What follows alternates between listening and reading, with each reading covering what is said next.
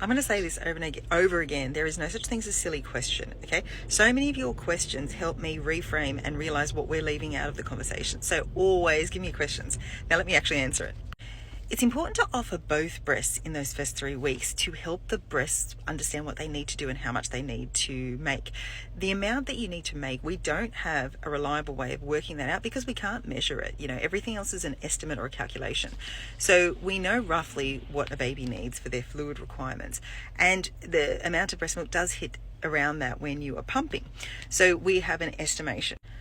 To reach that full supply, it is advisable to activate both breasts. Not everybody will need that though, but too many people are only offering one breast for a short period of time. Sometimes it's because it's baby's behavior that leads them that way, or it's actually just that they're being given the wrong information. I've been having quite a few patients at the moment being told to only feed for 10 to 15 minutes, coming in with low supply, and they have to work doubly as hard. Now, hopefully, in the next 10 years, there'll be so much general knowledge about breastfeeding so that we won't have to be so hardcore about these little simple points of advice. But around 4 weeks, if your baby doesn't want both breasts and you find that your supply is regulated and baby's gaining weight really well, which means at least 150 grams per week, you can just be baby led and go one breast per feed. 70% of people do that and maintain a full supply. So that's around 4 weeks we can do that. I would definitely recommend collecting in one of the shell collectors the excess letdown or milk, just to have it there as a backup.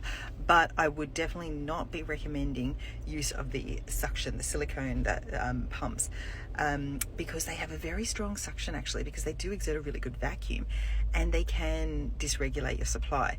Now, they have their uses. Two situations where I do really like those silicone suction collectors, which are separate to the shell collectors. I'll try and put a picture up here with the difference of the two. The suction ones are actually really good if you have a low supply and you're trying to encourage a good supply. And the other reason it's really good is if you have inverted nipples with a wound and you're trying to maintain the E version of the nipples. Now, that's not for every inverted nipple. It's only if the wrong attachment has been done for a little while and then you've got an abrasion or some nipple trauma there. So, in summary, you do need to do both breasts for the first 3 weeks. By that point, milk supply should be established.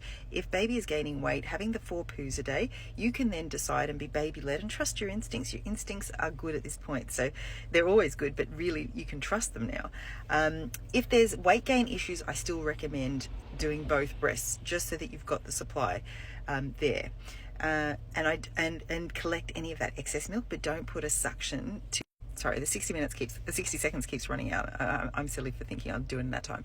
But yeah, so collect any extra milk, but don't put the suction thing on the other side, because that will unnecessarily regulate or upregulate your supply. And keep the questions coming. Lots of people, learn from these things, and we haven't worked out yet what the problem is between what we know and what people have access information-wise. And actually, half of it is that the medical system is not taking it seriously. I want to give up most days with how little they understand the distress that parents have. And that was my prime reason for getting into this. We all know the benefits of breast milk, but I cannot handle seeing parents coming in distressed thinking they're doing something wrong at such an important and beautiful time of their life.